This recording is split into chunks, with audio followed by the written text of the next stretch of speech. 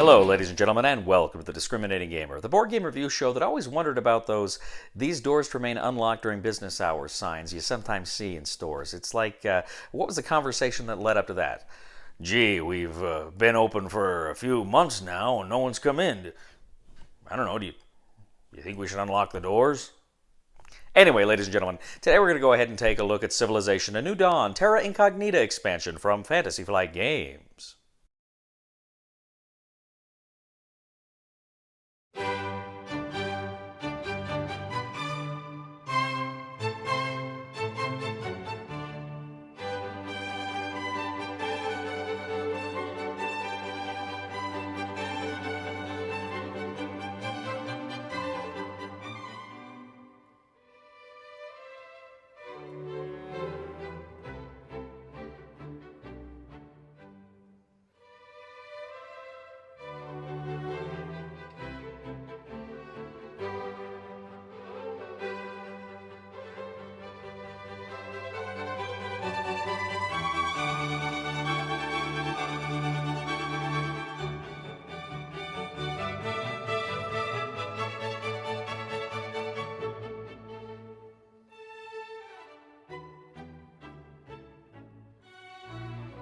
Civilization: A New Dawn, Terra Incognita expansion from Fantasy Flight Games adds a lot of more content to your Civilization: A New Dawn board game.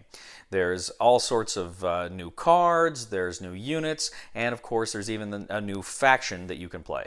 So ladies and gentlemen, this new game contains, as I say, room for another expansion. You have a new color with new units and a new focus bar and new cards. And so you can play with up to 5 players in this game if you'd like.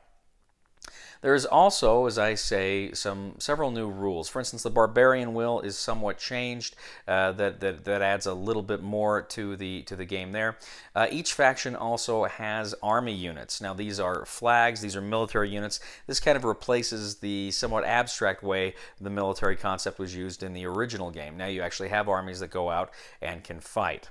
Now each player's focus bar is enlarged. Instead of the 5 spaces, now you have 6 spaces, but the first 2 spaces are still a number 1. So anything that says number 1, you can just do either of the cards there. One of the things this faction adds is governments. Essentially, depending on where the barbarian will is, you can change your government. Now, a government allows you to place a government symbol on one of your first few cards on your focus bar that essentially allow it to, when it's played, activate as though it was much further along the track, either 1 or 2 spaces, so that can give you certain advantages for that specific card. Now, each faction also has a unique focus card, that is some special advantage that comes with a card during one of the eras specifically for each faction. You also can develop specific city districts. Just like in Civ 6, the game, you can build city districts. When the barbarian wheel gets to a spot that activates them, you get certain advantages for the different districts that you've constructed. Now throughout the board you've also placed a number of forts. Now these forts are special places that you can try to attack and take over, and indeed some of your victory conditions will call for you to attack and to hold forts. One other key feature of this game is, instead of just kind of having the map out there at the beginning of the game, you can actually explore. You can explore off your original tile further out, and this is an action that you can take to essentially enlarge what you want to look at. This also gives you advantages for kind of the expansion of your empire away from the other players. So there's some different advantages there, but there's also different resources you can find that you're much likely to be able to find and exploit rather than your enemies. Now, there's a number of new victory cards that you place out, and again, you will also place out the fort victory cards that correspond with the forts on the board. If you lose a fort, you lose the points you would get for that. You also have new wonders and some other kooky surprises in this game. Now, I was a big fan of Civilization: New Dawn when it first came out. I'm a big fan of the video game, and I thought this board game was more manageable. I never played the original. I had it for a while, but I never played it.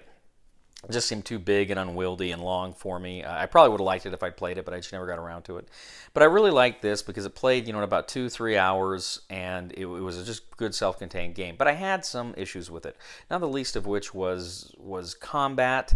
I felt it was way too abstracted. I felt like you really did need some kind of military units on the board, and they didn't come with that. That was one of my big criticisms of the game. But I was pleased to see when they announced this one that there would be military units, and generally they worked very well. Again, it's pretty abstract, it's pretty watered down, and it's pretty generic. It's just this one unit flag that represents all these different kinds of military units. But I like it. I think it's far superior to the combat system in the original, and so I really like it just on that as well. I really like the governments.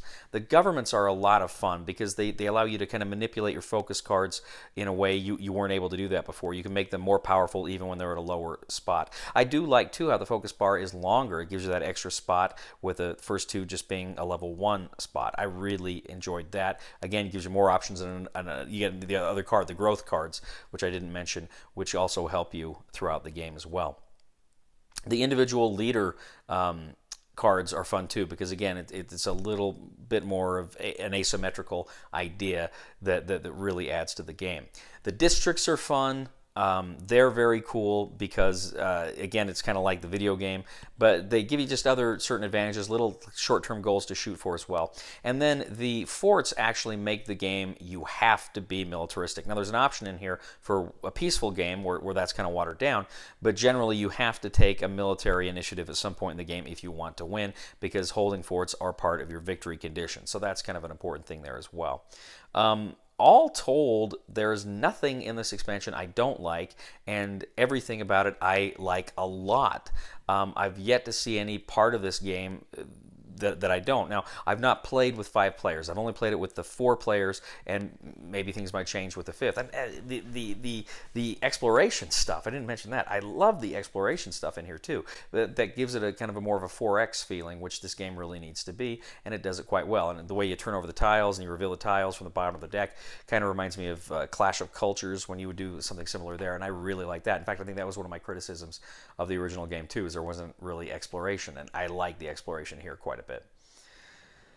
Really liked it. Really had fun. So much so that I would say the Terra Incognita expansion is an essential expansion. Now, you can just buy the base game and have fun with it and enjoy it, but if you want the full experience, you need to buy this expansion. It's kind of like in Star Wars Rebellion. I won't play Star Wars Rebellion without the Rise of the Empire expansion. That solves combat, and it makes a lot of other things work a lot better. And it's the same thing here. I don't think I would ever play the base game again without this expansion. There's just too much good here to ignore. This game, this expansion solves so much of that. So, in case you can't tell, I absolutely am in love with this expansion. I love this game, and the expansion makes it so much better. The recommendation for the discriminating gamer for Civilization: A New Dawn Terra Incognita expansion is yes, you will want to buy it. Thank you once again for joining us today on The Discriminating Gamer. As always, we ask you to please leave a comment for us on YouTube, on Board Game Geek, on our Facebook page, or on thediscriminatinggamer.com. We ask you to please like us on Facebook, subscribe to us on YouTube, and follow us on Twitter. Also, ladies and gentlemen, if you like military history, I'd recommend you check out my other YouTube channel, that is Cody Carlson, PhD. Thank you once again for joining us today, ladies and gentlemen. And, speaking of businesses, I once owned a business, and it was great. It was like a storybook until I reached chapter 11. Somebody help me on my feet again, and I don't know where I'm going, and I don't know where I've been. Please somebody help me on the solid ground.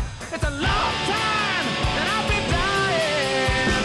Once a year I wind up in the band. The Game of Thrones board game, 2nd edition, is based on the Song of Ice and Fire the Ice and Fire novels written by George R. R. Martin.